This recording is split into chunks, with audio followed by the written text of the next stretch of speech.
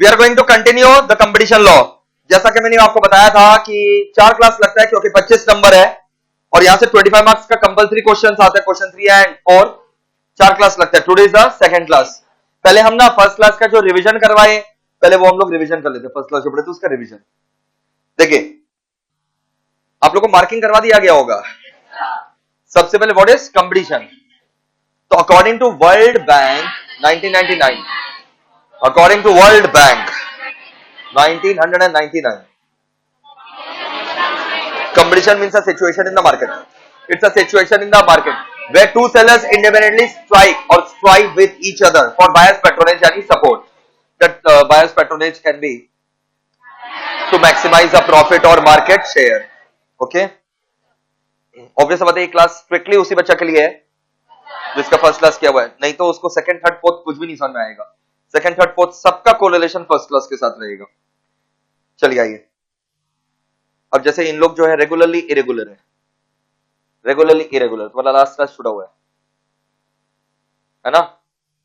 Party chill, जिंदगी ना मिलेगी दोबारा, जीने के है 4 पल। हाँ, और कंपटीशन लॉ के भी 4 दिन, और यही जीवन है। तो भाई अगर किसी का छूटा हुआ है और वो इस क्लास में बैठा हुआ है, उसका कोई चांस नहीं है, दूर दूर तक कोई चांस नहीं है। ठीक है, तो अब क्या उपाय, क्या किया जा सकता है? इसका बैकअप है क्या? आज कब है इसका बैकअप? हो गया, कल हो गया, कल फर्स्ट क्लास लाइव भी हो गया, वीडियो भी हो गया। बोलिए, वीडियो नहीं हुआ कल? हाँ, बैकअप का नहीं पता। हाँ, तो लाइव ही था खाली, तो इतना इंपॉर्टेंट चैप्टर है।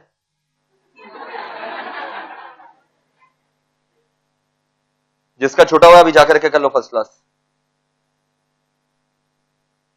थोड़ा फास्ट। हम लोग को दिक्कत होगा, सह लेंगे।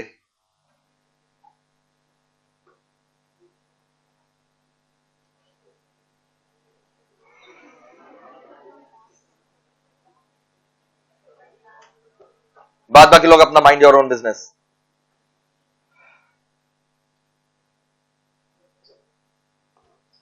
तो competition means a situation, situation in the market where two sellers independently strike और strive with each other for buyers patronage यानी सपोर्ट।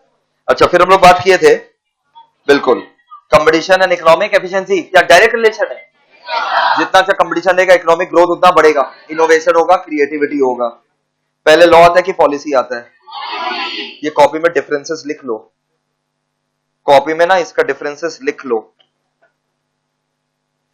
पढ़ा चुके थे, लिखवाना बाकी था ना कॉपी में, लिख लो फटाफट, और थोड़ा फास्ट लिखो।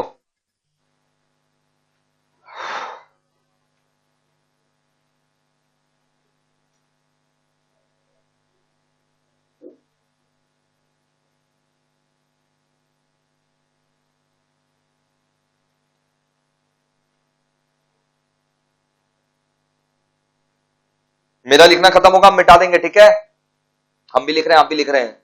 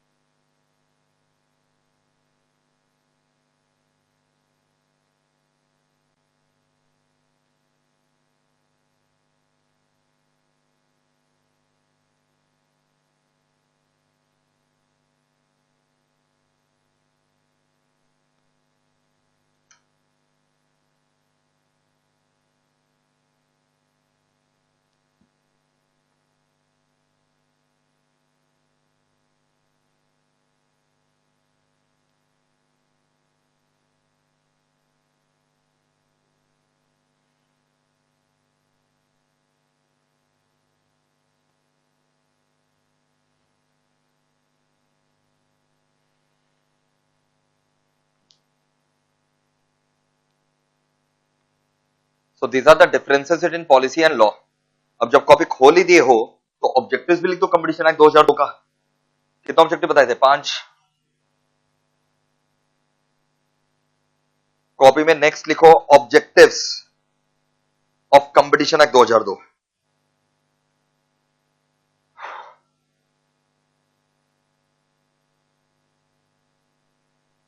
Objectives of competition act 2002.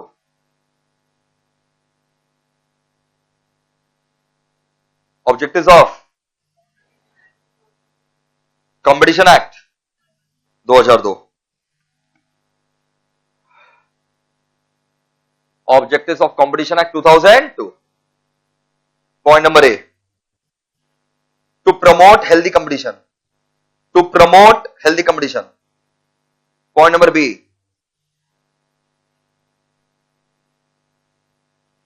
Point में लिख दिया ना, to promote healthy competition. फिर point number B. To promote economic development of country. To promote economic development of country. To promote healthy competition. To promote economic development of country. To promote healthy competition. To promote economic development of country. Point number C. To protect consumers' interest. To protect consumers' interest. Point number D. To protect traders' interest. To protect traders' interest. सारे trader आ गए उसमें. To protect consumers' interest. To protect traders' interest. To protect consumers' interest. To protect traders' interest. Point number E. To establish commission. To establish commission. To establish commission. Bracket में CCI. To establish commission bracket में CCI, which can prevent anti-competitive agreements. Which can prevent anti-competitive agreements. Which can prevent anti-competitive agreements.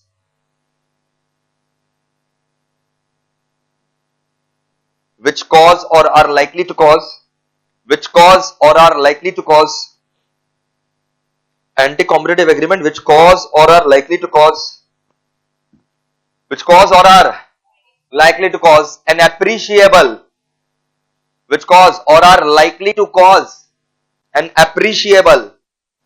adverse effect on competition. Appreciable adverse effect on competition. Which cause or are likely to cause appreciable adverse effect on competition within relevant market in India. Which cause or is likely to cause an appreciable adverse effect on competition within relevant market in India.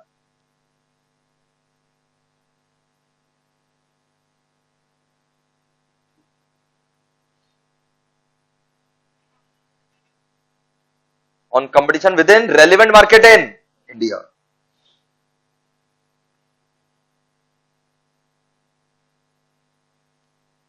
तो ये था दोस्तों हमारा competition law and policy और उसका objectives. बढ़ो. इसका जो हिस्ट्री है ये हम लोग को कहां से पढ़ना है? इंस्टीमेट से जब हम लोग पढ़ेंगे वहां पर आएगा. एक्विजिशन का डेफिनेशन पढ़ चुके थे. Acquisition means acquiring. ये मीन्स इंक्लूडिंग है. कहा मीन्स और कहा इंक्लूड है इस बात का ध्यान रखना पड़ेगा, नहीं तो नंबर कट जाएगा. Acquisition means acquiring shares or voting right. Acquisition means acquiring shares or voting right of the enterprise or control over management or control over asset. Shares or voting right of enterprise, control over management, control over asset of enterprise. Agreement में क्या includes तीन चीज. any agreement, understanding, action in concert. Agreement includes agreement, understanding, action in concert. Whether or not such agreement or understanding or action is writing or formal or intended to be legally enforceable. Cartel includes association of producer, seller, distributor, service provider who by agreement among themselves limit control or attempt to limit control production, supply, price of the goods and services. फिर consumer तो पूरा consumer protection 1986 का पूरा छाप देना है, खाली यहाँ पर रीसेल कमर्शियल भी है, यहाँ पर्सनल रीसेल कमर्शियल सारा है। फिर हम लोग बात किए थे इंस्टीमेंट और गुड्स पूरा क्या है, सोगा। Goods mean goods as defined in सोगा इंक्लूड्स तीन चीज, goods imported into India, shared venture, manufactured process mine, shared venture, imported in India.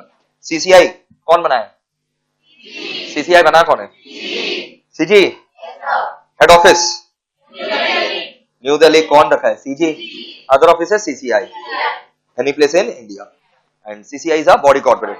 फिर पूरा लिख देना बॉडी कॉर्पोरेट के बारे में। वैकेंसी अगर है भी, वैकेंसी अगर है भी, अगर आपका केस का मेरिट्स अफेक्ट नहीं हुआ है, if it has not affected the merits of your case, the vacancy etcetera will not invalidate the proceeding. Chairman, member minimum maximum, पक्का। चेयरमैन का नाम बताओ,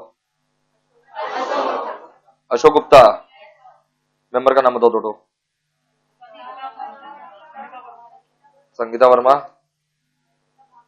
भगवंत, भगत नहीं भगवंत, भगवंत सिंह, बोले भगत सिंह। और ये अशोका, वही अशोका ना, मौर्य वाला ना, नहीं अभी वाला अशोका गुप्ता, अशोक गुप्ता। और लिख दिया ना ये सब, हाँ एग्जाम में भी लिख देना, अच्छा मार्क्स मिलेगा ब्रैकेट में। The current chairman is mister Ashok Gupta and the currently there are minimum 2 members and currently also there are 2 members, Sangeeta Verma, Bhagwant Singh Bishnoi.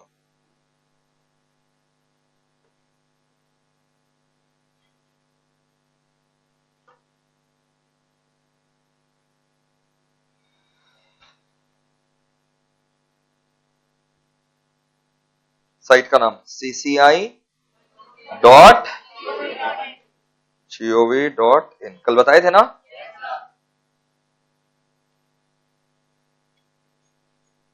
यह है competition commission of India. About us, commission में देखो कौन कौन है।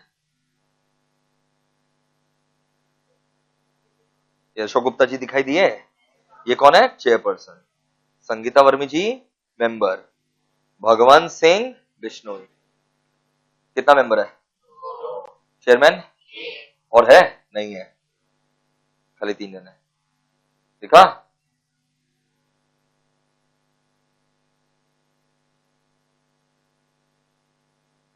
लिख दिया क्या,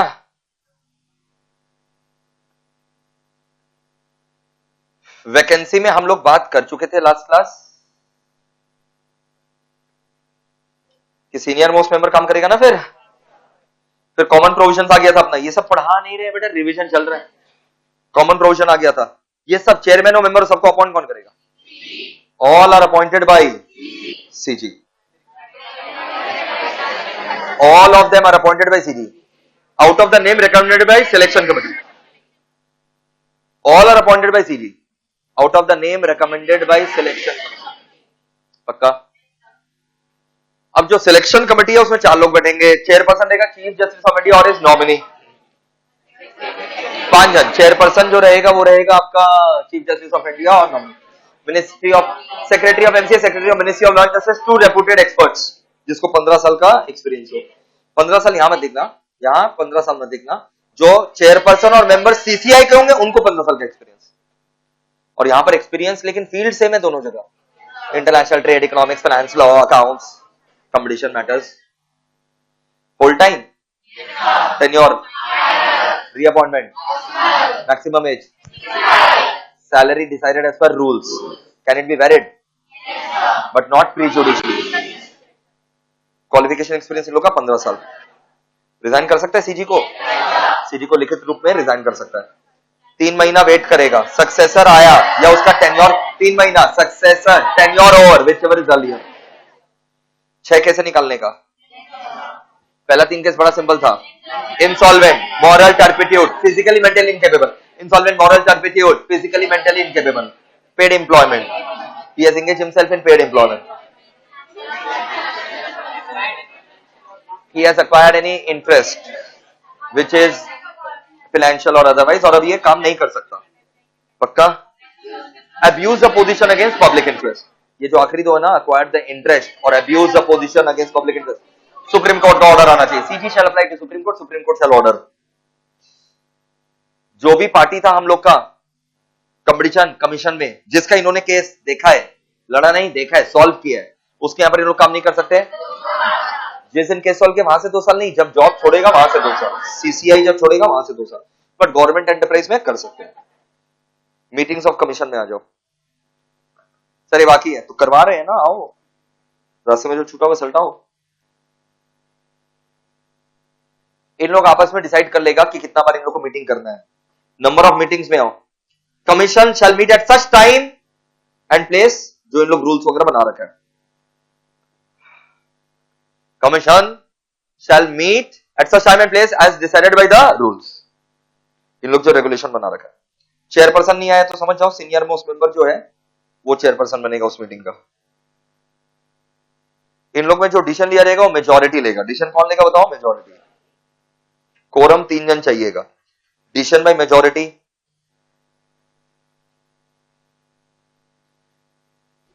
in the event of equal vote, chairperson जो है, चेयरपर्सन के पास क्या रहेगा? Casting vote. और अगर चेयरपर्सन एब्सेंट है, अरे तो चेयरपर्सन एब्सेंट है तो कोई ना कोई तो सीनियर मोस्ट मेंबर चेयरपर्सन बना होगा ना, वो कास्टिंग वोट. कास्टिंग वोट समझ में आता है ना? Tie breaker vote.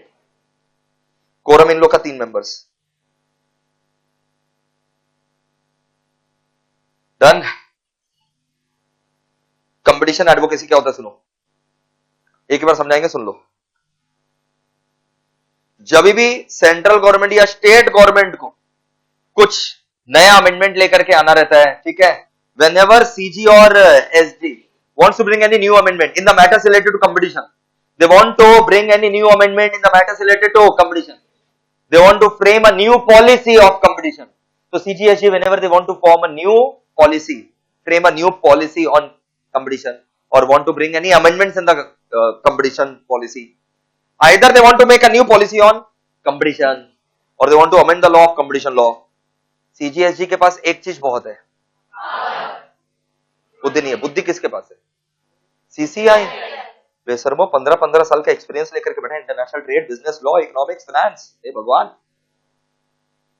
तो CGSG क्या करेगा जब इन लोग नया पॉलिसी बनाना चाहता है ना, या नया लॉ को बनाना चाहता है, या कुछ अमेंडमेंट लाना चाहता है एग्जिस्टिंग कंपटीशन लॉ में, CGSG क्या करेगा? इन लोग CCI को बोलेगा अपना राय दो, अपना ओपिनियन दो. CCI के लिए अपना ओपिनियन देना कंपलसरी है 60 दिन के अंदर. जिस दिन CGSG का लेटर मिल गया CCI को, वहां से 60 डेज के अंदर CCI के लिए कंपलसरी अपना ओपिनियन देना. CGSG उस ओपिनियन को कंसिडर करेगा और कानून बनाएगा. CGSG उस ओपिनियन को कंसिडर करेगा, लेकिन उसको इंप्लीमेंट करना इन लोग के लिए कंपलसरी नहीं है. CCI तुम्हारे को बोलना पड़ेगा हम लोग को 60 दिन के अंदर, हम लोग तुम्हारा बात मानेंगे जरूरी नहीं. पढ़ो. इसलिए इसका नाम क्या? Competition advocacy. एडवोकेसी मतलब नहीं समझ रहा, सजेशन. एडवोकेसी मतलब सजेशन, वकालत. पक्का? ये देखो,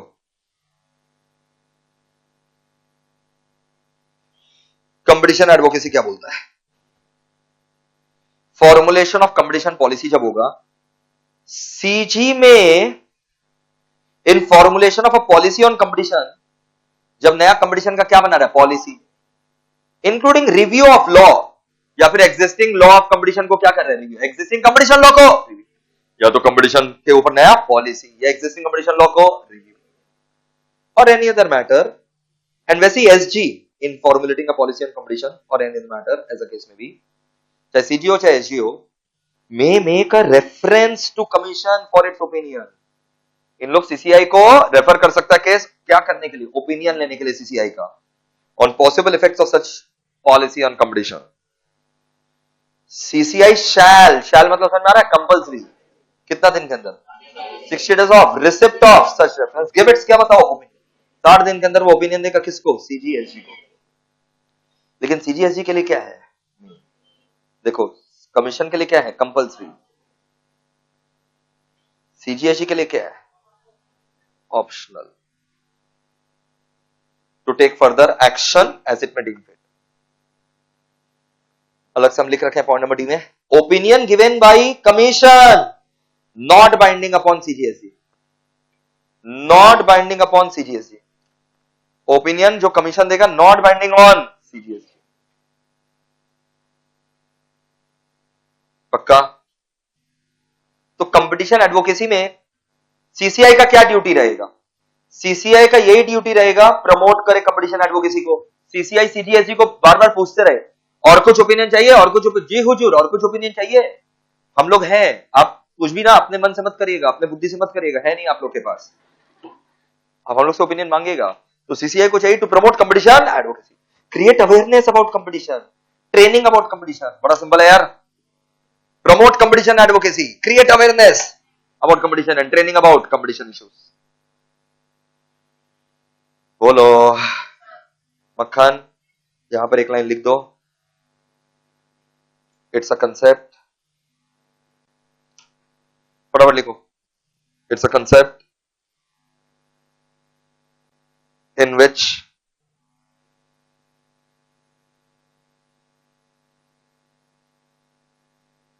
it's a concept in which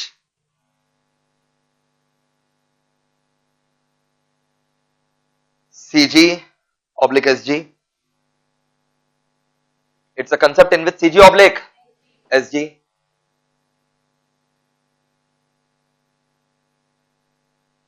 before making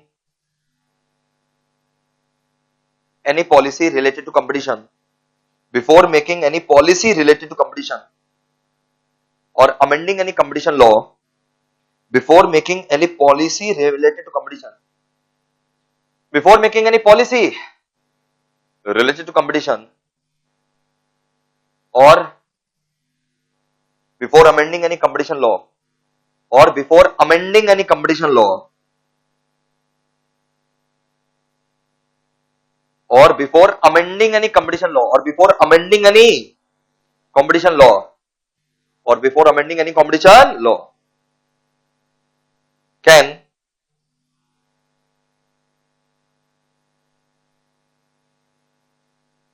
refer the matter to CCI for its opinion, can refer the matter to CCI for its opinion,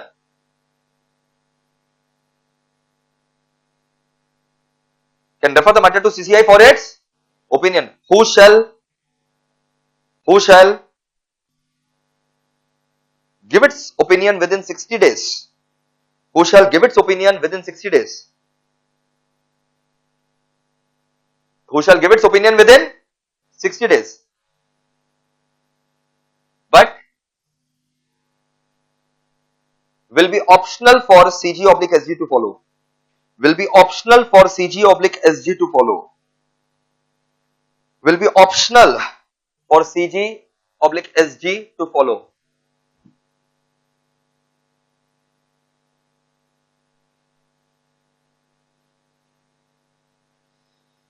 competition fund में आओ। ओ भाई, ये सीसीआई चलेगा कैसे?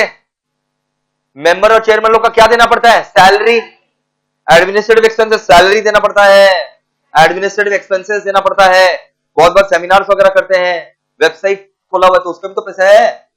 तो salary, administrative expenses, imparting training, come on, क्या क्या खर्चा है सीसीआई का? सैलरी है, एडमिनिस्ट्रेटिव एक्सपेंसेस है, ट्रेनिंग एक्सपेंसेस है। चलेगा कहां से? फंड से। सर ये चंदा कहां से आता है? सर सीजीएसजी देगा। और जो पार्टी लोग हम लोग केस सॉल्व करेंगे, उन लोग का पॉकेट में केस सॉल्व करेंगे कि फीस लेंगे और उसके ऊपर इंटरेस्ट कमाएंगे बैंक में रख करके। तो हम लोग का फंड में 3 जगह से पैसा आएगा, CGSG, fees from the party, interest from the above. खर्चा कहां करोगे? Salary, administrative expenses, training and such other expenses which are allowed. ये फंड जो है ये मेंटेन कौन करेगा? Committee made by commission. Commission जो है एक क्या बनाएगा? कमिटी। देखो कंपटीशन फंड में आओ, it shall be administered by committee of commission. Sir इस कमिटी में कौन लोग बैठेंगे? वो चेयरमैन डिसाइड करेगा। किसका चेयरमैन? समझ जाओ, सीसीआई का। तो जो सीसीआई का एक क्या है? चेयरपर्सन, वो एक अलग से कमिटी बनाएगा जो इस फंड को पूरा देखभाल करेगा। और उसके लोग कौन सिलेक्ट करेगा? Chairman. Members of such committee are determined by chairperson. आएगा कहां से रुपया? 3 जगह से, बताओ। Government grant, fees received under this act, interest accrued on the above amount. Use कहां करेंगे? Salary allowances, other administrative expenses of chairperson, member, officer, employees. Salary allowance, administrative खर्चा चेयरपर्सन का, मेंबर का, चेयरपर्सन मेंबर के अलावा जो officers employees है। Other expenses of commission and spending money for carrying out the object for which the fund is constituted. मतलब भाई training वगैरह ये सब, ये तो ऑब्जेक्ट है। अकाउंट्स एंड ऑडिट कौन करेगा? C and A G. Maintenance of account में आओ, अकाउंट रिकॉर्ड झूठा रहेगा कि सच्चा रहेगा? बोले must be proper. Annual account जो रहेगा prescribe by CG. Annual account कैसे बनाना है? वो सीजी प्रिस्क्राइब करेगा in consultation with CAG, controller and auditor general of India. और ऑडिट करेगा कौन? सीएजी। अकाउंट्स मेंटेन करने बोलेगा CG in consultation with CAG, but audit कौन करेगा? सीएजी। पता है ना सीएजी कौन है? अभी का सीएजी राजीव महर्षि, महर्षि नहीं सर, इंसान है। हाँ, उन लोगों को पता ही नहीं है, बताओ। कंपनी लॉ में पढ़े थे, mister Rajiv Maharshi.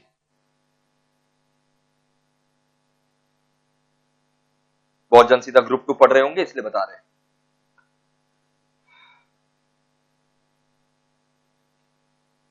Power of CG to supersede commission में क्या होता है सुनो। सीसीआई हाथ से निकल गया, बदमाशी का अड्डा बन गया है। सेंट्रल गवर्नमेंट जैसा अकाउंट्स बनाने बोला नहीं बनाया, जैसे डे टू डे काम करने बोला नहीं किया, पब्लिक इंटरेस्ट के खिलाफ काम कर रहा है। अकाउंट्स नहीं बनाया, पब्लिक इंटरेस्ट के खिलाफ काम कर रहा है। सीजी का सारा इंस्ट्रक्शंस को ब्रीच किया, एक बार नहीं बार बार। किसको घुसा रहा है? सीजी क्या करेगा? जो सीसीआई का चेयरपर्सन मेंबर है सबको हटा देगा, पूरा सीसीआई को ही अपने कस्टडी में ले लेगा, टेक ओवर कर लेगा। कौन? CG shall take over CCI. Bharat सरकार ही सीसीआई बन जाएगा, भारत सरकार के लोग ही सीसीआई को चलाएंगे, जब तक इन्होंने जो रायता फैला रखा है वो साफ नहीं हो जाए। और जब एक बार पटरी पर आ गया गाड़ी, इन लोग फिर से नया चेयरपर्सन और मेंबर को जो है अपॉइंट करके फिर से सीसीआई का गठन कर देगा। गठन समझ में आता है? कॉन्स्टिट्यूशन। इसको बोलते हैं power of CG to supersede. Power of CG to supersede मतलब क्या? Take over. किसको? कौन टेक ओवर हो रहा है? कौन कर रहा है? सीजी सीसीआई को टेक ओवर क्यों कर रहा है? persistently breached the rules and instructions and directions given by CG. It is working against public interest. और पब्लिक हित में है कि सीसीआई को अब क्या किया जाए? Take over. मेंबर, चेयरमैन सब फ्रॉडस्टर्स है। देखो, सुपरसीड के ब्रैकेट में लिख देना बेटा टेक ओवर, लिखो। CG is of the opinion, Bharat सरकार को ऐसा लग रहा है, CG is of the opinion commission is unable to discharge, commission is unable to discharge the function। CCI ठीक से अपना काम नहीं कर सक रहा है और perform the duties। CCI is not being able to discharge the function or perform the duties। या फिर persistently made default in complying direction with CG, बार बार हर बार लगातार CG का डायरेक्शन को तोड़ा है, या भाई अपना फंक्शन ड्यूटी परफॉर्म नहीं कर सक रहा। As the result of such default, financial position of commission या एडमिनिस्ट्रेशन है सफर। या तो कमीशन दिवालिया हो गया है, पैसा ही नहीं है, या पैसा बहुत है, कामकाज ठीक से नहीं हो रहा है। एडमिनिस्ट्रेशन समझाया, मिसमैनेजमेंट हो रखा है।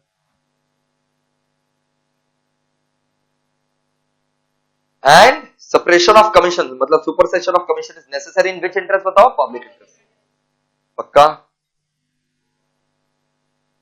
तो कौन टेक ओवर कर लेगा? क्लियर ना? यहां फिर स्टार मार्क देकर के लिख दो।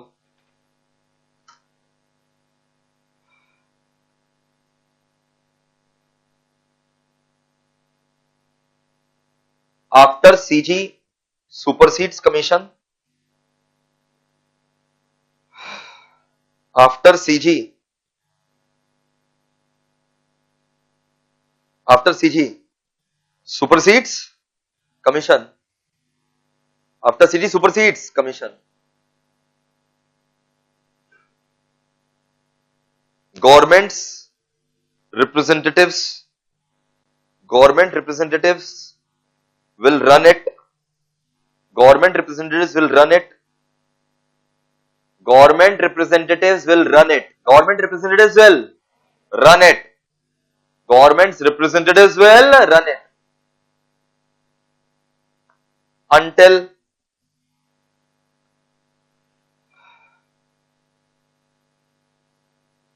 the operations are normalized.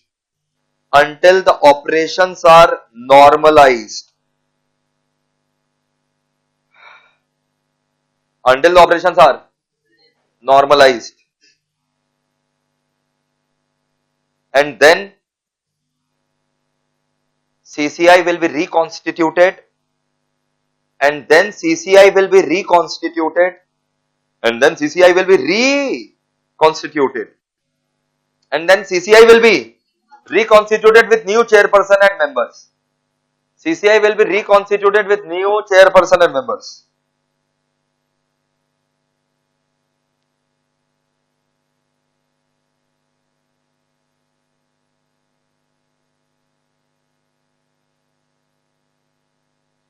Then CCI will be reconstituted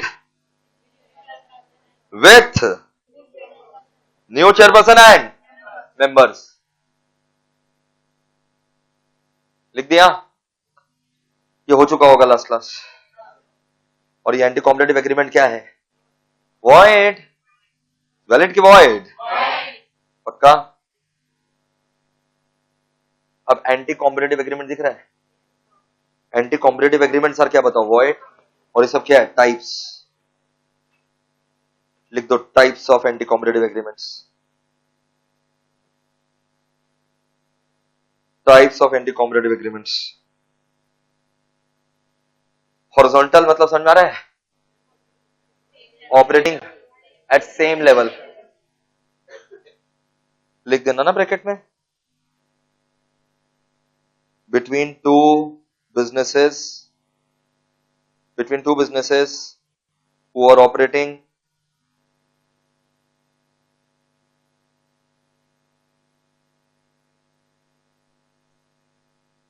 at same level. Between two businesses who are operating at same level of production supply chain.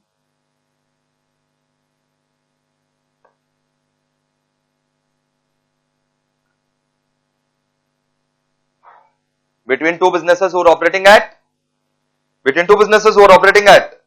same level of production supply chain. Between two businesses who are operating at same level of production supply chain. दोनों का operation का stage क्या है? मतलब दोनों producer है या दोनों ट्रेडर है, दोनों सर्विस प्रोवाइडर है, दोनों रॉ मटेरियल मैन्युफैक्चरर है. समझ में आ गया सर? वर्टिकल एग्रीमेंट में लिख दो who are operating at different stages. Who are operating at different stages. Who are operating at different stages of production supply chain. Who are operating at different stages of production supply chain. Who are operating at different stages of production supply chain. Same stage में तो क्या है? Horizontal. अलग stage है तो vertical.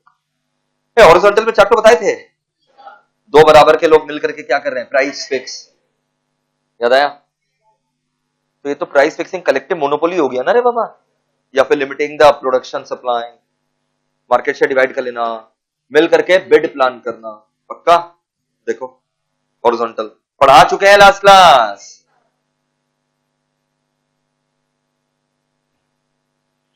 Price fixing. Two और more firms agree to raise और fix. या तो मिलकर के फिक्स कर रहे हैं या बढ़ाने का सोच रहे हैं. In order to increase a profit by reducing competition. It's an attempt to form a collective monopoly. मिलकर के इन लोग प्राइस क्या कर रहे हैं? फिक्स. या फिर प्राइस बढ़ा रहे हैं. लिमिटिंग द प्रोडक्शन और सप्लाई. सुनना है? To eliminate the competition by limiting the क्या बताओ ना? क्वांटिटी. प्रोडक्शन ही करेंगे, प्रोडक्शन नहीं करेंगे, ज्यादा नहीं करेंगे. तो अगर प्रोडक्शन दोनों ही कम करेंगे तो सबका माल बिक जाएगा, कोई कंपटीशन ही नहीं रहेगा। एलोकेशन ऑफ, डिवाइड कर लो रे बाबा। It means agreement among enterprise that will have exclusive और preferential right in a particular area, designated area मतलब पर्टिकुलर एरिया, ताकि उन लोग गुड्स खरीदा बेची, सर्विस खरीदा बेची कर सके। मतलब नॉर्थ मेरा, साउथ ईस्ट मेरा, वेस्ट तेरा, ऐसे। बिड रिगिंग समझ आया ना? बिड मिल करके बिड करना। एन एग्रीमेंट बिटवीन एंटरप्राइज और persons engage in similar production और ट्रेडिंग ऑफ गुड्स और सर्विस। एग्रीमेंट हो रहा है बिटवीन एंटरप्राइज और persons who are engage in similar production of similar goods और सर्विस, प्रोडक्शन और trading of similar goods service, to eliminate or reduce the competition for bids adversely affecting the process of bidding। मक्खन एकदम। इसको हम लोग collusive price fixing behaviour भी बोलते हैं। कोल्यूसिव नहीं समझ में आ रहा, कोल्यूड करके, मिल करके, ये भी तो प्राइस ही फिक्स करना हो गया। जो हम लोग ऊपर में सीधा बात कर रहे थे प्राइस फिक्सिंग, वही तो हो गया बिड रिगिंग भी, मिल करके अपने प्राइस फिक्स कर रहे हैं। वर्टिकल एग्रीमेंट में हो। टाइन अरेंजमेंट, अब ये क्या होता है सर टाइन अरेंजमेंट वर्टिकल में? ये माल खरीदना है, ये भी खरीदना होगा, समझ आ गया?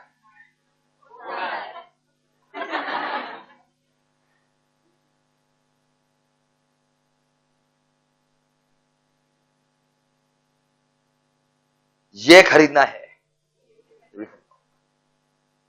इसके बिना तुम जी नहीं सकता। मान लो बहुत इंपॉर्टेंट प्रोडक्ट है और हम ही बनाते हैं, ये भी खरीदना होगा, सुना? तो ये तो क्या हो गया, अपने पोजीशन का एब्यूज करना हो गया। ये तो वही बात हो गया भाई, हमसे आप ये 640 नंबर अब तभी पढ़ेंगे, हम आपको 640 नंबर तभी पढ़ेंगे जो आप मेरे से टैक्स भी पढ़ेंगे। तो वही बात हो गया, ये तो वही बात हो गया। तो ये तो गलत बात हो गया ना, ऐसा हम नहीं कर सकते। नाइंसाफी हो जाएगा तुम लोगों के साथ।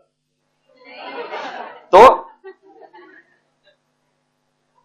इसको बोलते हैं टाई इन अरेंजमेंट। नहीं समझा रहे बाबा? तो एब्यूज ऑफ डोमिनेंट पोजीशन में आ जाएगा ये सब। वर्टिकल एग्रीमेंट जितना भी है ना एंटी कॉम्पिटिटिव, तो वर्टिकल में समझ में आ रहा है ना रे बाबा? सुपीरियर पार्टी क्या कर रहा है? मिसयूज। टाई इन अरेंजमेंट को समझो, it's an agreement requiring the purchaser of goods as a condition of such purchase to purchase some other good। Purchaser of goods, purchaser of goods के ऊपर क्या लगा रहे हैं? To purchase some other goods। समझ में आ गया सर? बोलो। ये होता है टाई इन अरेंजमेंट। अब इसके ऊपर ऑलरेडी जो है ना सिनेमा हॉल लोग के ऊपर केस चल रहा है। सिनेमा में टिकट खरीदा ना, हम ही से खरीदना होगा पॉपकॉर्न 500 रुपया का। सर घर में मम्मी 5 रुपए में बनाती है, 500 रुपया, 500 रुपया पूरा हॉल खा ले, समझ में आ रहा है? इतना पॉपकॉर्न बन जाए। 500 की ज्यादा बढ़ गया? उतना तो है ही 500 रुपया, 500 तो है ही। आप लोगों को तो आइडिया होगा, बताइए। हम कहा बाबू मुंह माया से मुंह, सुबह से रात तक यहीं पाए जाते हैं।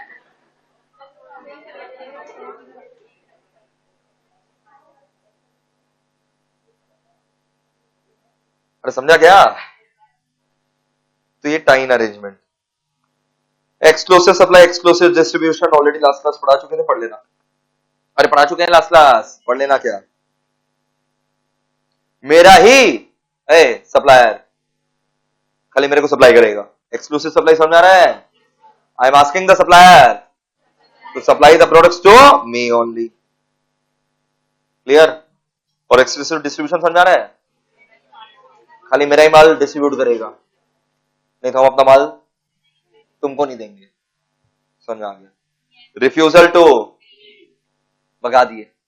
पर्टिकुलर क्लास ऑफ कंज्यूमर के साथ हम लोग डील नहीं करेंगे। मान लो हम रॉ मटेरियल मैन्युफैक्चरर है, मेरा रॉ मटेरियल मैन्युफैक्चरिंग करके जो रॉ मटेरियल आता है, बिजनेस ए को भी चाहिए, बिजनेस बी को भी चाहिए। हम खाली बिजनेस ए को दे रहे हैं, बिजनेस बी को हम भगा दे रहे हैं। तो ये क्या हो गया, रिफ्यूजल टू गिव, ये भी खराब है। ऊपर से जा रहे क्या बोल रहे हैं, रीसेल, रिटेलर को हम बोल रहे हैं कितना दाम पर बेचना है, ये तो गलत है, उसको अपना बेचने दो, हम बताएंगे रीसेल प्राइस। समझ में आ गया?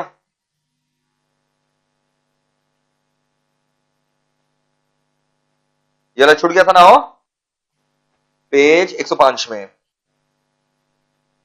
Dude page number 105।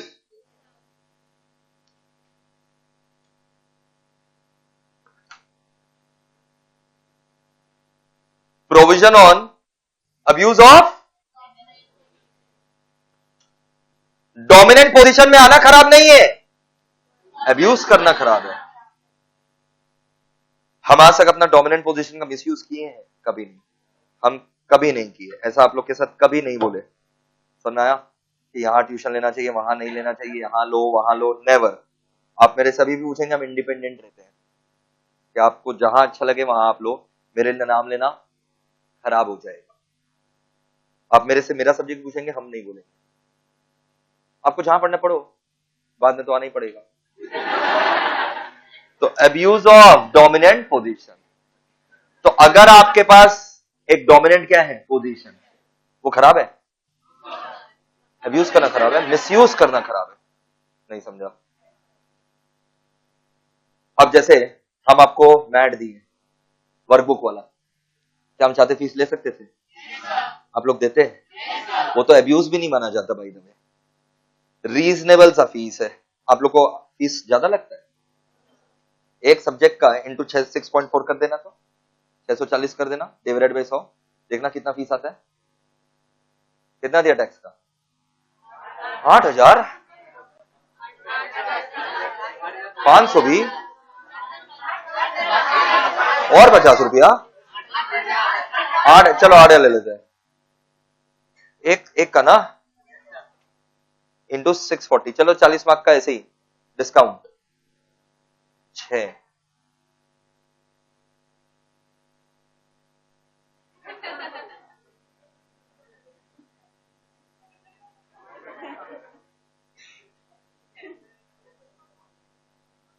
तो फीस जो है ना, जिसको ज्यादा लगता है ना, उसको मैथ्स जो है ना नहीं आता, आधा भी करोगे 48,000 रुपीज बनता है, बट रीजनेबल है, ठीक है, हम खुश हैं, आप लोग खुश हैं, हम खुश हैं, हमको अब्यूज नहीं करना आता।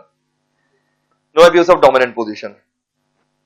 अच्छा, तो occupy dominant position is not bad, to abuse it is bad, और सीसीआई रोक देगा, जिसको भी देखेगा कि वो अपना डोमिनेंट पोजीशन को क्या कर रहा है, वो सीसीआई इसको रोक देगा। नो एंटरप्राइज और ग्रुप शैल अब्यूज इट्स, क्या बताओ, फटाफट बताओ, no one can abuse its. कब डोमिनेंट पोजीशन का अब्यूज माना जाएगा? There shall be an abuse of dominant position if an enterprise और ग्रुप, देखा क्या? अब ये सारा का सारा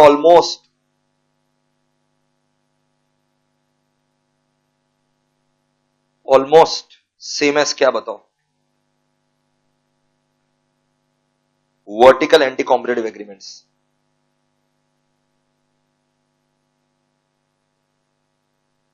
almost same as vertical anti competitive agreements.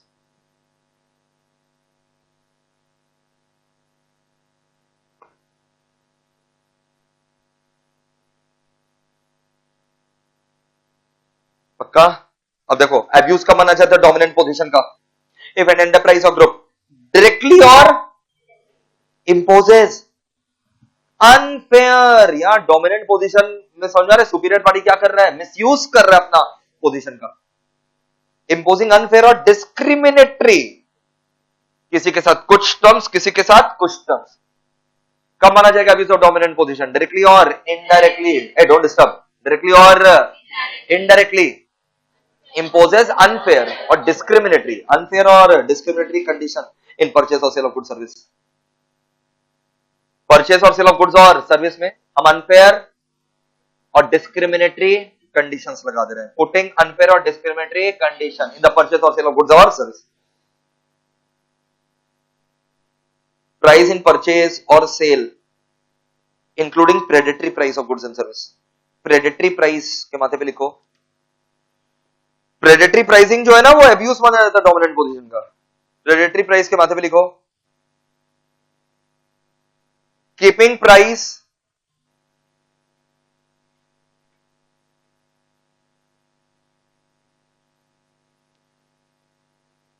below the cost, keeping price below the cost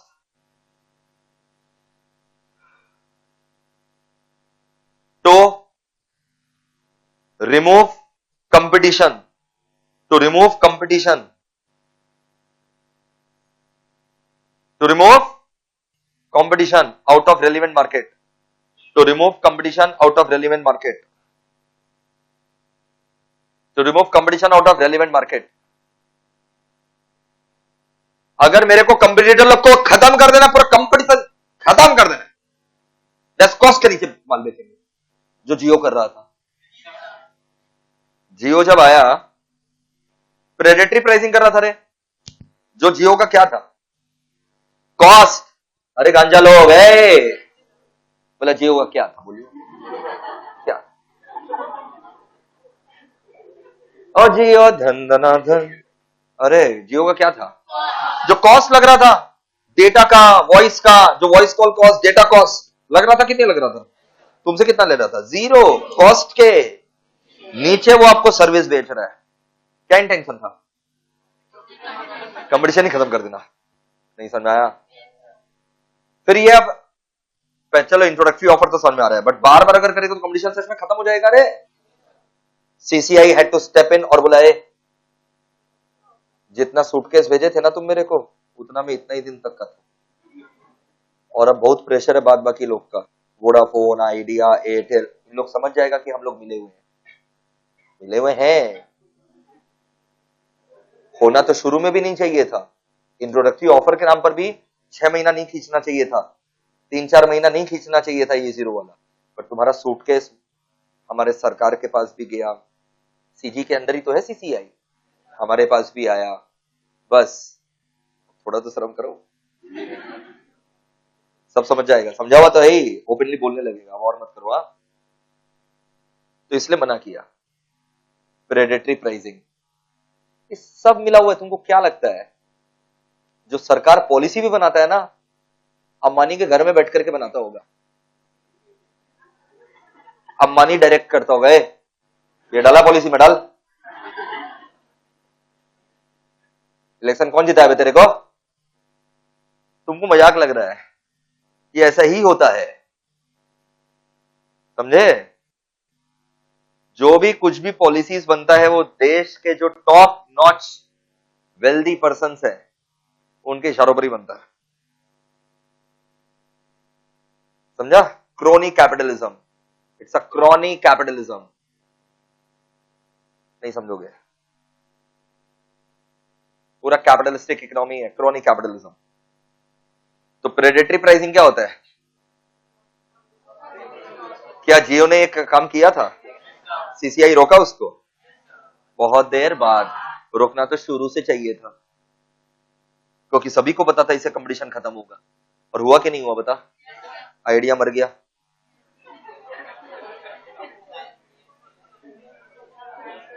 हाँ।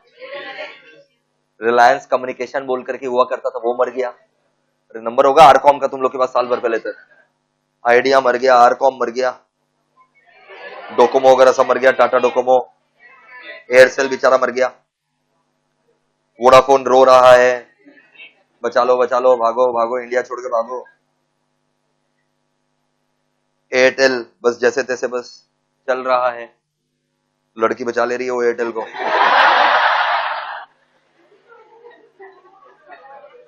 तो क्या कंपटीशन के ऊपर appreciable adverse effect on the competition in India आया, प्रेडेटरी प्राइसिंग करके ही तो आया। अगर जियो फ्री नहीं करता कोई खरीदता, शुरू में तो कोई नहीं खरीदता, वो तो फ्री था, फिर लत लगाया 1 GB का, और अब जब धीरे धीरे करके कंपटीशन खत्म हो जा रहा है, आप मेरे से लिखवा लीजिए, जिस दिन वोडाफोन भी छोड़ दिया खाली एयरटेल रहेगा और इन लोग का मनमानी देखिएगा, पुराने दिन फिर आएंगे, वो जियो के पहले वाले पुराने दिन, समझ में आया। और चालू हो ही गया है, बढ़ाना चालू हो ही गया है। Mukesh Ambani annual general meeting में बोला था हम तुमको माफ नहीं करेंगे मुकेश अंबानी। तुम एजीएम में झूठ बोला था, एजीएम के मंच पर तुम झूठ नहीं बोल सकता। तुमने एजीएम में बोला था जब तक रिलायंस रहेगा वॉइस कॉल हमेशा फ्री रहेगा। फुटेज है उसका। एनुअल जनरल मीटिंग में ये मुकेश अंबानी का बयान था जब वो जियो लॉन्च किया था एजीएम में कि जब तक हम लोग रहेंगे जियो रहेगा, वॉइस कॉल का कोई चार्ज नहीं। अब तो वॉइस कॉल का चार्ज लगा दिया है जियो टू अदर्स में, तो बोला था वॉइस कॉल का कभी चार्ज नहीं लगेगा।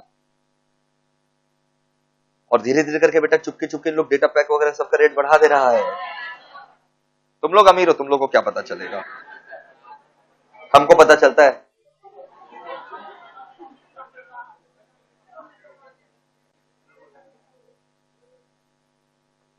तो अब्यूज समझ में आ रहा है क्या होता है? ए बता ना अब्यूज क्या होता है? Abuse of dominant position.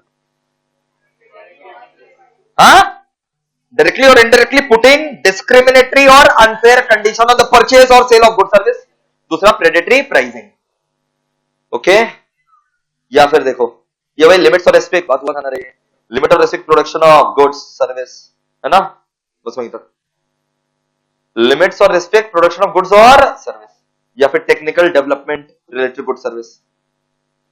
कुछ प्रोडक्शन ऑफ गुड सर्विस समझ में आ गया सर, कि जो गुड्स और सर्विस बनाया गया है उसको लिमिट कर देना, प्रोडक्शन को क्या कर देना, लिमिट। मेरा मन कर देंगे लिमिट। या फिर टेक्नोलॉजिकल डेवलपमेंट जो है वो शेयर नहीं करना कंज्यूमर लोग के साथ। Denial of market access, denial of, तुमको इस मार्केट में घुसने ही नहीं देंगे, डिनायल ऑफ मार्केट एक्सेस। समझा क्या?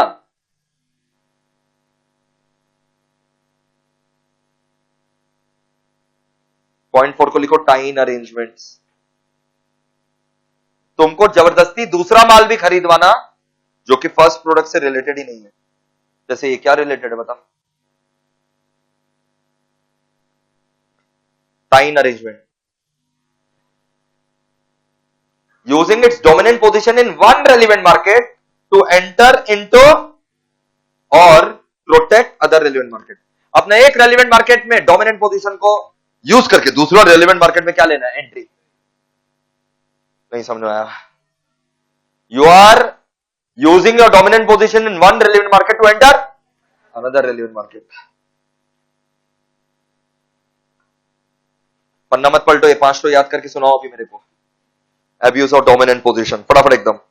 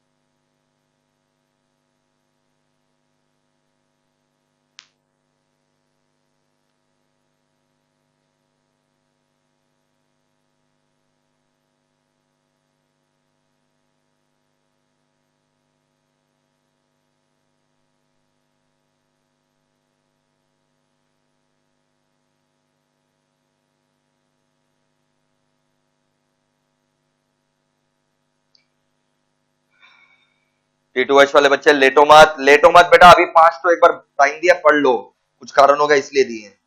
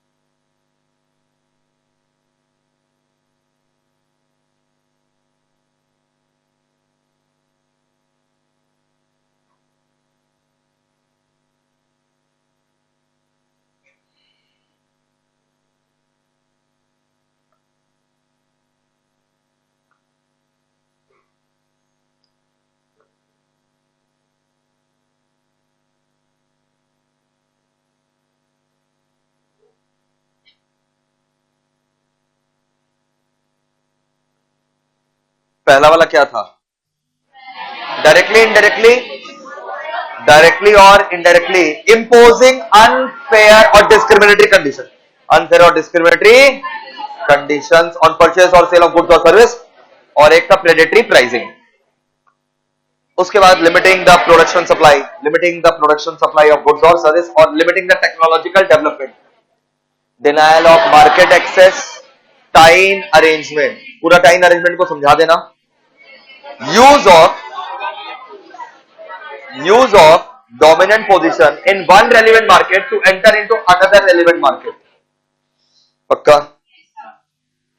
यहां तक हम लोग का कुछ बाकी नहीं है. शुरू से लेकर के अभी तक चप्पा चप्पा पढ़ चुके हैं. पेज 106 तक 107 तक हो चुका है. एक केस स्टडी था एंटी कॉम्पिटिटिव एग्रीमेंट का. सीसीआई, सीमेंट कंपनीज जो है ना, सीमेंट कंपनी, इन लोग भाई लोग मिल करके बिडिंग किया था, मिल करके बिडिंग किया था, और मिल करके प्राइस जो है ना एक साथ बढ़ा दिया था. रिपीट, इन लोग सीमेंट कंपनी लोग मिल करके प्राइस, सब लोग मिल करके प्राइस बढ़ा दिया था. तो सीसीआई इन लोग के ऊपर पेनल्टी लगा दिया करोड़ों का. CCI find cement companies guilty of anti competitive agreement. Cartel बना लिया, मिलकर के प्राइस बढ़ा दिया. दिखा क्या? Creating artificial scarcity by limiting the output to raise price. जानबूझ करके प्रोडक्शन कम कर दिया ताकि प्राइस, आर्टिफिशियल डिमांड हो और प्राइस बढ़े. तो समझा?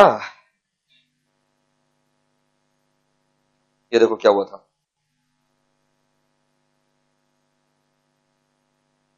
तो ये जो है, अब आपको पूरा केस स्टडी जो एग्जाम में आने वाला नहीं है, खाली याद रखिएगा कि सीमेंट कंपनी लोग के ऊपर ऐसा करने पर क्या लगा दिया गया था, पेनल्टी.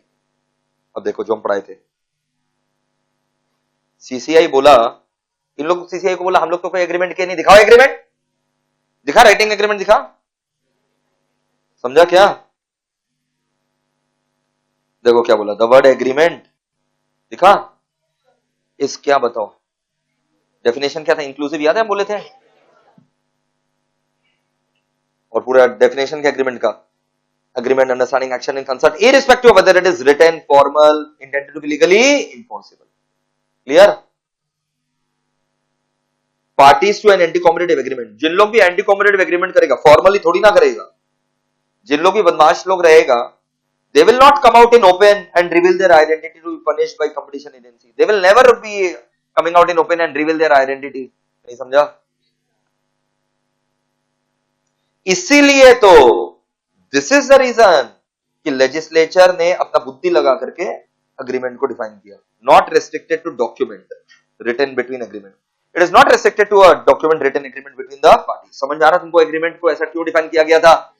क्योंकि कोई थोड़ी ना ये सब रिटेन करेगा, कोई थोड़ी ना फॉर्मली बैठ करके करेगा, ओपनली आकर के अनाउंस करेगा, हाँ हम लोग ऐसा किए हैं. क्लियर क्या?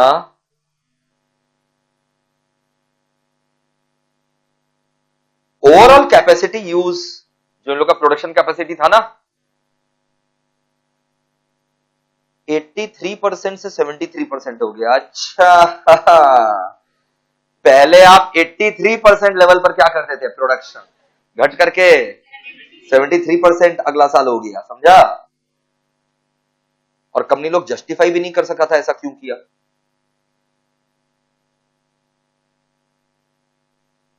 और सभी लोग ऐसा कर लिया, अपना कैपेसिटी क्या कर दिया, घटा दिया. The act of these cement companies in limiting and controlling supplies in the market anti competitive माना गया, कंज्यूमर के इंटरेस्ट के खिलाफ माना गया, इकोनॉमी के भी इंटरेस्ट के खिलाफ माना गया. सीमेंट मैन्युफैक्चरर्स को सीसीआई ने ऑर्डर किया, they were directed to deposit penalty of 6300 crore approx within 90 days. सुनाया? बस वहीं तक. एब्यूज ऑफ डोमिनेंस, अभी तो पढ़े थे रे, सेम चीज है फिर से ऐश करो, वापस से पढ़ेंगे एक बार. क्वेश्चन आना ही आना है 25 नंबर में, ये क्वेश्चन आना ही आना है 5 से 10 नंबर का. एब्यूज ऑफ, सेक्शन नंबर कौन सा, 4. To occupy dominant position is not bad, to abuse it is bad. पक्का? डोमिनेंस क्या है देखो, डोमिनेंस क्या है देखो, डोमिनेंट पोजीशन क्या है देखो, dominant position, position of strength obvious होता है, डोमिनेंट पोजीशन मतलब strong position, position of enjoyed by enterprise in the relevant market in India. It's a position of strength enjoyed by the enterprise within the relevant market in India, which allows it to operate independently of the competitive forces. Competitor क्या करे मेरे को मतलब नहीं है, हम independent है. Which allows it to operate क्या बताओ ना, independently of the competitive forces prevailing in the relevant market, or affects its competitors or consumer or the relevant market in its favor. हमको कोई अफेक्ट नहीं करेगा, डोमिनेंट पोजीशन जो है ना उसको कोई अफेक्ट, वो दूसरों को अफेक्ट कर सकता है. किसको सर? कंपटीटर्स को, रेलेवेंट मार्केट को, कंज्यूमर को. बोलो, कंपटीटर डोमिनेंट पोजीशन को अफेक्ट नहीं करेगा, बट डोमिनेंट पोजीशन जिसके पास है वो अफेक्ट कर सकता है कंपटीटर को या फिर रेलेवेंट मार्केट को या कंज्यूमर को. फिर से पढ़ो, डोमिनेंट पोजीशन.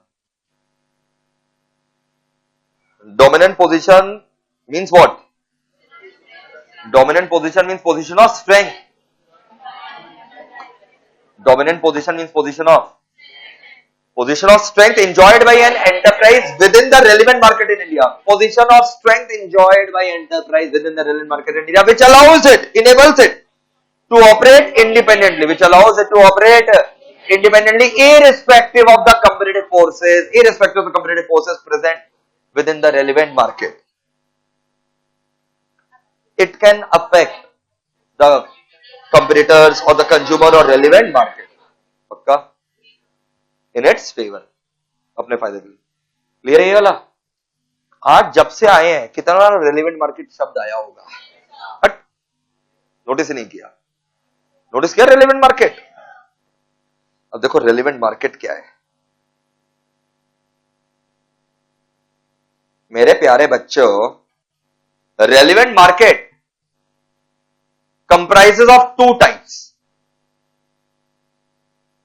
एक होता है रेलिवेंट ज्योग्राफिकल मार्केट और एक होता है रेलिवेंट प्रोडक्ट मार्केट. एक ही बार समझाएंगे बेटा, बहुत ध्यान से सुनना.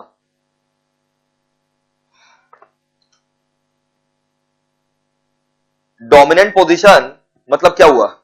डोमिनेंट पोजीशन आपका कहां होगा? रेलेवेंट मार्केट में होगा. जब से हम लोग चीख चीख करके चिल्ला रहे हैं, डोमिनेंट पोजीशन कहां होगा? Relevant market. पक्का? अरे position of strength in the position of strength enjoyed by an enterprise within the relevant market in India, है ना? तो डोमिनेंट पोजीशन तुम्हारा क्या है? Position of strength within the relevant market. अब वो रेलेवेंट मार्केट मतलब relevant geographical या फिर रेलेवेंट प्रोडक्ट, दोनों होता है. देखो, रेलेवेंट मार्केट के अंदर अगर हम एरिया बोले, एरिया, अगर रेलेवेंट मार्केट का बात करें, एरिया का बात करें ना, रेलेवेंट मार्केट में अगर एरिया बोले, वो सारा एरिया रेलेवेंट मार्केट के दायरे में आ जाएगा जहां पर जो गुड्स सर्विस हम बना रहे हैं, बेच रहे हैं, उसका प्रोडक्शन सप्लाई ऑलमोस्ट सेम है. सीएस का डिमांड और सप्लाई, सीएस एक सर्विस ही तो है. सीएस का डिमांड और अगर एरिया 1 और एरिया 2 में ऑलमोस्ट सेम है, मोटा मोटी सेम डिमांड और सप्लाई है, तब ये एरिया 1 और 2 दोनों ही मेरा रेलेवेंट मार्केट में आ जाएगा. समझ में आ गया सर? हम लोग जिस एरिया में प्रोडक्शन ऑलमोस्ट सेम है, सप्लाई ऑलमोस्ट सेम है, मतलब demand for good service, production, supply सब कुछ ऑलमोस्ट सेम है उस प्रोडक्ट और सर्विस का, तो वो सारा रेलेवेंट क्या हो जाएगा? Geographical market. अब तुम सोच करके बता, हिमालयाज इंडिया में ही है,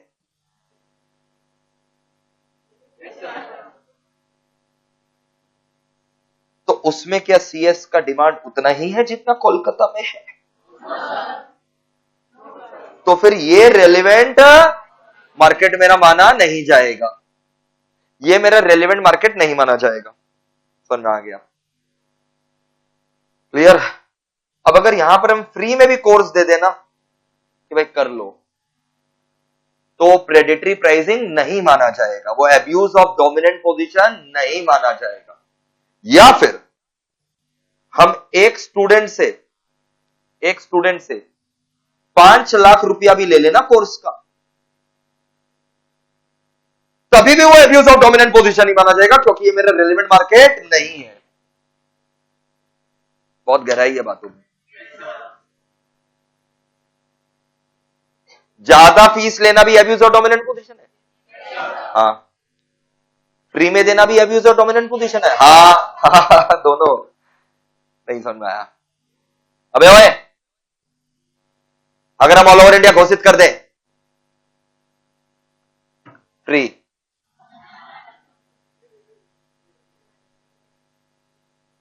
सीसीआई जो है मेरे को बैन लगा देगा, बोलेगा इस आदमी को पढ़ाने से रोको,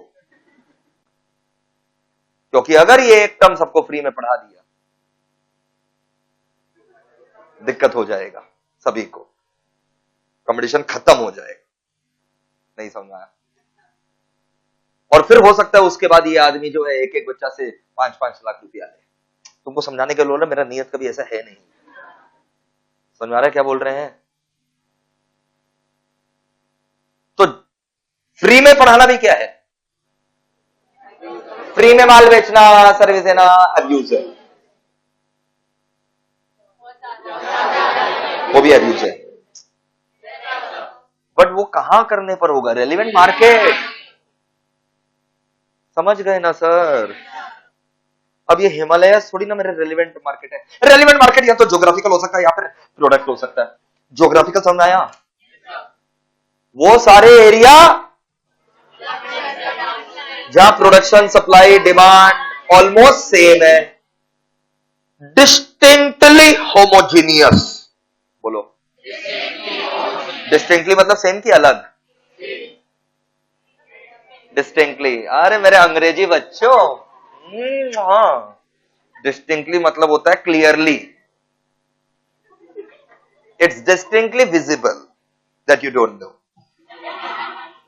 डिस्टिंक्टली मतलब अलग नहीं होता है, डिस्टिंक्टली मतलब क्लियरली, होमोजीनियस मतलब same.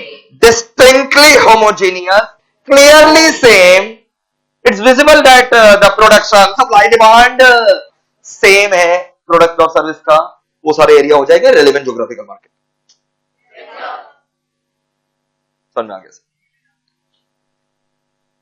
Relevant product market, relevant product market substitutes interchangeable products belong to relevant product market.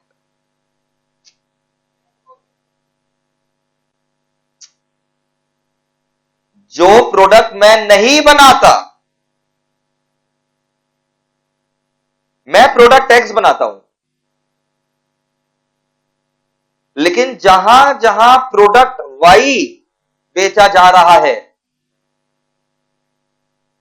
which is a substitute of X, मैं वहां वहां जाकर के फ्री में माल बेचूंगा। अब तुम बोलोगे सर ये तो रेलेवेंट ज्योग्राफिकल, कैसे ज्योग्राफिकल हो गया? रेलेवेंट ज्योग्राफिकल तो प्रोडक्ट तो सेम होना चाहिए, मेरा तो प्रोडक्ट अलग है। बोला अलग है तो बाबू क्या हुआ? सब्स्टिट्यूट है, इंटरचेंजेबल है, तो फिर वो रेलेवेंट प्रोडक्ट मार्केट हो जाएगा। वापस से बोलिए सर, अगर मैं जो प्रोडक्ट बना रहा हूं किसी एरिया में, उसका जो सब्स्टिट्यूट प्रोडक्ट्स बन रहा है उस एरिया में, वो एरिया भी रेलेवेंट प्रोडक्ट मार्केट बना जाएगा। मैं प्रोडक्ट एक्स बना रहा हूं, कोई ना कोई एरिया में वाई बेचा जा रहा है, which is a substitute of x, वो भी मेरा रेलेवेंट मार्केट माना जाएगा। मतलब अगर मैं प्रोडक्ट एक्स का मैन्युफैक्चरर हूं, तो जहां जहां एक्स का डिमांड सप्लाई सेम है, वो तो रेलेवेंट क्या हो गया? Geographical market. या फिर जहां जहां उसका सब्स्टिट्यूट बेचा जाता है वो हो गया रेलिवेंट प्रोडक्ट मार्केट। वापस से सुन लो, मैं अगर एक्स का मैन्युफैक्चरर हूं, जहां जहां एक्स का डिमांड सप्लाई ऑलमोस्ट, वो रेलिवेंट ज्योग्राफिकल मार्केट, और जहां जहां उसका सब्स्टिट्यूट बेचा जा रहा है रेलिवेंट प्रोडक्ट मार्केट, और उतना स्केल पे बेचा जा रहा है जितना एक्स बेचा जा रहा है। At the same scale the substitutes are getting sold, तो हो गया रेलिवेंट प्रोडक्ट मार्केट। चुप हो जाइए सर, समझ में आ गया हम लोग। तो ये दोनों ही तो रेलिवेंट क्या है मार्केट। चलो अच्छा मेरे बच्चे, what is a relevant market? ये देख, रेलिवेंट मार्केट ऊपर में डोमिनेंट पोजीशन में 3 बार यूज हुआ होगा बेटा, 1 2 3, ये देख 3 लाइन का डेफिनेशन है, 3 बार तो रेलिवेंट मार्केट आ गया। बोला हाँ सर, पहले वही भर देंगे फिर बाद बाकी फिल इन द ब्लैंक्स करेंगे। देखो, the definition of the term dominant position contains the term relevant market, है ना। Competition act defines relevant market also. Competition act ने रेलिवेंट मार्केट को भी डिफाइन किया। Relevant market means the market which may be determined by commission, यानी कौन? CCI, either with reference to relevant product market और relevant geographical market और both. CCI कैसे पता करेगा तेरा रेलिवेंट मार्केट क्या है? तेरा relevant geographical market, relevant product market और बोथ को कंसिडर करके। रेलिवेंट ज्योग्राफिक मार्केट क्या होता है? रेडी? देखो, रेलिवेंट ज्योग्राफिकल मार्केट क्या होता है? It means a market comprising the area. इसके अंदर वो सारे एरिया आ जाते हैं जहां पर कंडीशन ऑफ कंपटीशन, वो सारे एरिया जहां पर condition of competition for supply of, क्या बताओ, goods service. Supply of goods service को पॉइंट 1 दो, डिमांड ऑफ गुड्स सर्विस को पॉइंट 2 दो। डिस्टिंक्टली होमोजेनियस, डिस्टिंक्टली होमोजेनियस समझ आ रहा है? डिस्टिंक्टली होमोजेनियस के मतलब लिख देना clearly same.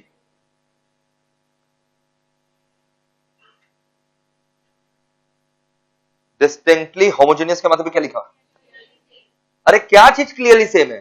Relevant geographical market के अंदर वो सारे एरिया आता है। रेलेवेंट ज्योग्राफिकल मार्केट के अंदर वो सारे एरिया आता है जहां पर condition of competition related to production of good service, supply of good service almost same. मतलब जहां पर production of good service, supply of, production का डिमांड हो गया ना almost, supply of good service और demand of good service clearly same and can be distinguished from condition prevailing neighboring area, और it's quite different from neighboring area। तो neighboring area relevant geographical area में आने वाला नहीं है। relevant geographical market में जो neighboring area में अलग है वो नहीं आएगा। जैसे हिमालयाज में मैंने एग्जांपल दिया था, वहां क्या सीएस का डिमांड उतना ही है क्या? तो फिर वो relevant geographical market नहीं माना जाएगा। relevant product market, इस बाजार में वो सारे प्रोडक्ट आते हैं, वो सारे सर्विस आते हैं which are regarded as interchangeable और सब्स्टिट्यूटेबल। समझ आ गया सर? मक्खन सर, बवाल सर, रेलेवेंट प्रोडक्ट मार्केट में वो सारे के सारे प्रोडक्ट सर्विसेज आते हैं विच आर सब्स्टिट्यूटेबल और इंटरचेंजेबल। ऐसा कैसे सब्स्टिट्यूट इंटरचेंज हो जाता है? फीचर है प्रोडक्ट का, कंज्यूमर का टेस्ट है वैसा ही। पेप्सी, कोका कोला, कैसे सब्स्टिट्यूट इंटरचेंजेबल कैसे हो जाता है? क्यों कंज्यूमर लोग उसको सब्स्टिट्यूट कर देता है? कारण है फीचर ऑफ प्रोडक्ट ही ऐसा है, क्या करें, प्राइस ही ऐसा है डैश, और यूज भी एक ही है, गटकना ही है, पेप्सी कोका कोला। अब तुम सुन ना, पेप्सी कोका कोला का फीचर क्या है?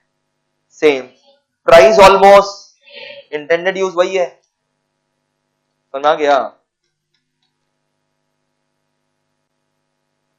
Dominance as such is not bad. Dominance of market is not bad under Competition Act. Its abuse is prohibited. अरे समझा कह रहे? और कब abuse होता है बोलो तो? अरे वो 500 पढ़े थे, अरे गांजा लोग। When dominance gets abused, PAN number बोल। 100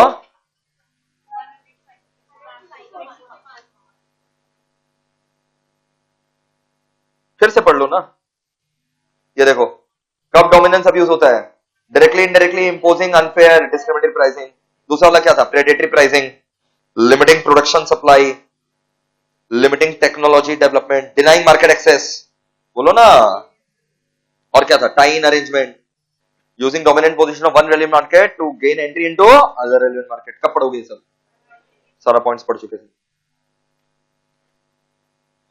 ये कब पढ़ेंगे, geographical market and product market पढ़ लिए ना, लगा दो ब्रैकेट।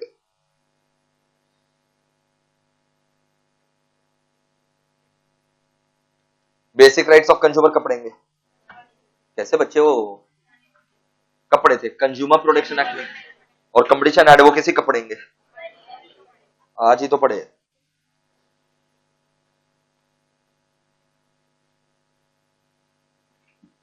यहाँ factors with CCI will take into consider, क्या फैक्टर सीसीआई मद्देनजर रखेगा डिसाइड करते समय क्या एप्रीशिएबल एडवर्स इफेक्ट हो रहा है कि नहीं। सुनो, सीसीआई के पास केस आया, हम सीसीआई के चेयरपर्सन है, हमारे पास एक केस आया है कि सर मोहित सर पता क्या किया है, फ्री में क्लास दे दिया अपना सीएस का एक बच्चा को, कैसे appreciable adverse effect on the competition in India हो जाएगा, एक ही बच्चा को दिया ना रे बाबा, तो कितना एक्सटेंड तक असर होगा वो देखना पड़ेगा ना रे बाबा, अरे समझा। तो एप्रीशिएबल एडवर्स इफेक्ट है कि नहीं on the competition in India. मान लो से फॉर एग्जांपल कुछ लोग अपना सीमेंट का कार्टेल बना लिए, क्या बना लिए, मान लो कोई प्रोडक्ट का कार्टेल बना लिया और कार्टेल बनाने के बाद बोला प्रोडक्ट हम ही लोग से खरीदना पड़ेगा, एप्रीशिएबल एडवर्स इफेक्ट होगा कि नहीं, डिपेंड करता है सब्स्टिट्यूट कितना अवेलेबल है, अगर ज्यादा सब्स्टिट्यूट प्रोडक्ट का अगर सब्स्टिट्यूट ज्यादा अवेलेबल है तब इसे एप्रीशिएबल एडवर्स इफेक्ट नहीं होगा, प्रोडक्ट का जितना ज्यादा सब्स्टिट्यूट होगा उतना कम चांसेस है ना एप्रीशिएबल एडवर्स इफेक्ट, सब्स्टिट्यूट ज्यादा एप्रीशिएबल एडवर्स इफेक्ट कम। इंपोर्ट होता है कि नहीं होता है प्रोडक्ट, अगर प्रोडक्ट ऑलरेडी क्या होता है इंपोर्ट, तो भाड़ में गए कार्टेल, इंपोर्ट कर लेंगे लोग। ये जो मार्केट है इसमें एंट्री बैरियर कितना है, अगर ह्यूज एंट्री तब तो एंट्री, नया प्लेयर का एंट्री बहुत मुश्किल है। अगर एयरटेल और जियो हाथ मिला ले, बोला लड़ाई लड़ाई माफ करो गांधी जी को याद करो, एयरटेल जियो हाथ मिला लिया, कोई बचेगा ही नहीं रे बाबा, कोई नहीं बचेगा। क्या इसमें एंट्री बैरियर बहुत है, हाँ लाखों करोड़ चाहिए एंट्री करने के लिए, टावर बैठाओ, स्पेक्ट्रम का लाइसेंस लो, मजाक नहीं है, लाखों करोड़ चाहिए। तो एयरटेल और जियो का मर्जर कभी भी सीसीआई होने नहीं देगा, वाइल्डेस्ट ड्रीम में भी नहीं होने देगा, नहीं समझ आया, क्योंकि इससे कंपटीशन ही क्या हो जाएगा, खत्म, एप्रीशिएबल एडवर्स इफेक्ट। क्यों क्यों बोलो तो, इस मार्केट टेलीकॉम इंडस्ट्री में एंट्री बैरियर ह्यूज है, आसान नहीं है एंट्री करना, सब्स्टिट्यूट अवेलेबल नहीं है, क्या करोगे, लैंडलाइन, डाकिया, पिजन, तो एंट्री बैरियर भी है, सब्स्टिट्यूट नहीं है, इंपोर्ट भी नहीं कर सकते डेस, समझ में आया। देखो क्वेश्चन क्या है पता नहीं, क्या फैक्टर्स को ध्यान में रख करके सीसीआई फैसला करेगा कि एप्रीशिएबल एडवर्स इफेक्ट है कि नहीं।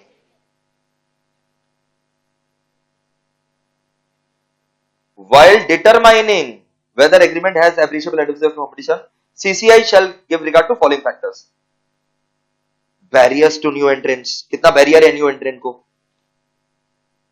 कितना कंपटीटर लोग आउट हो जाएगा, driving the existing competitor out of the market, foreclosure of competition, कितना कंपटीशन हर्ट होगा, accrual of benefit to consumer, consumer को कितना फायदा होगा, प्रोडक्शन डिस्ट्रीब्यूशन ऑफ गुड्स और सर्विस का क्या होगा, अरे समझा क्या, और एक दो तो लिखो,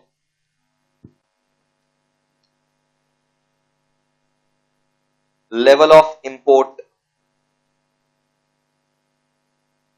और एक पॉइंट लिखो सब्स्टिट्यूट्स अवेलेबल, और एक पॉइंट लिखो impact on technology, impact on technology growth, बस लेवल ऑफ इंपोर्ट, और एक पॉइंट है सब्स्टिट्यूट अवेलेबल, और एक पॉइंट है impact on technological growth.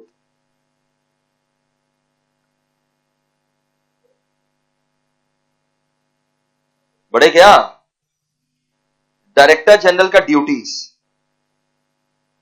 Director general एक ऑफिसर है सीसीआई के अंदर, हम लोग इंस्टीट्यूट मैथ से पढ़ेंगे, पर ये तो अब प्योर थ्योरी क्वेश्चन है, इसमें तुम्हारा भाई कुछ नहीं कर सकता भाई। डायरेक्टर जनरल का ड्यूटीज क्या है? कॉमर्स का क्वेश्चन है। देखो ये एक ऑफिसर है ना सीसीआई का, देखो डायरेक्टर जनरल का ड्यूटी क्या है?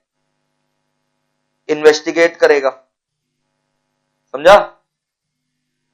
क्या करेगा बोलो ना? और वो सारा काम करेगा जो कौन बोला है? सीसीआई। देखो director general when so directed by the commission, investigation में मदद करेगा सीसीआई को कि कुछ कॉन्ट्रवेंशन हुआ है क्या एक्ट रूल्स रेगुलेशन का। सीसीआई जो पावर देगा वो ये काम करेगा, और इन्वेस्टिगेशन भी करेगा। कंपनीज एक्ट में भी सेक्शन 217 से लेकर के 217 एंड 220 एक चैप्टर था ना, इंक्वायरी, इंस्पेक्शन एंड इन्वेस्टिगेशन, उसमें भी ये इसका रोल है। अब ये तीन तो तुमको पढ़ना पड़ेगा ना, एक बार याद कर लेना, बस कुछ टेक्निकलिटी ही नहीं है। ए बाबा एंटी कॉम्पिटिटिव एग्रीमेंट कितना बार पढ़ेंगे रे?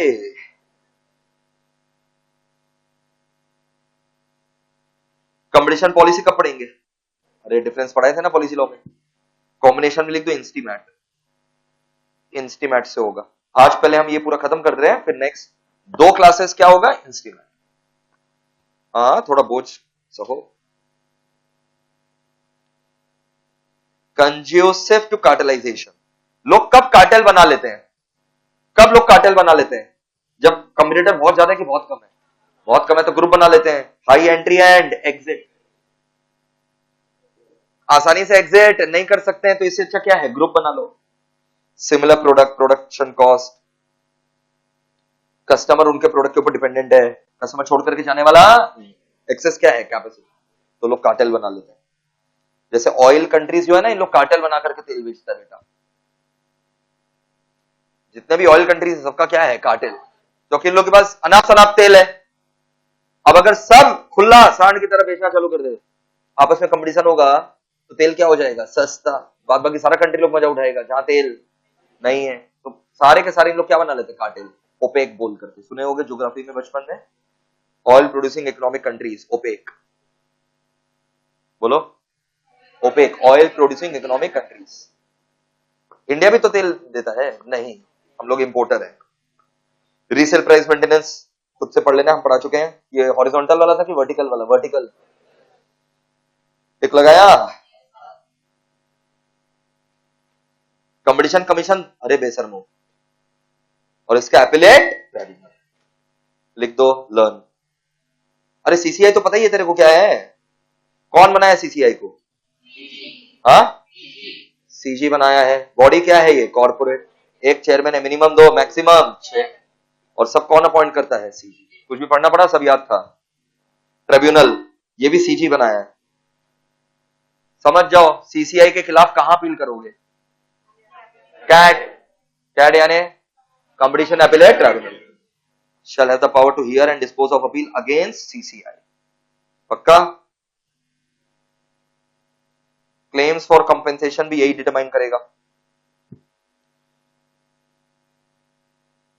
और सीसीआई के खिलाफ तुम अपील करोगे ना, कहां पर? कैट में 60 दिन के अंदर।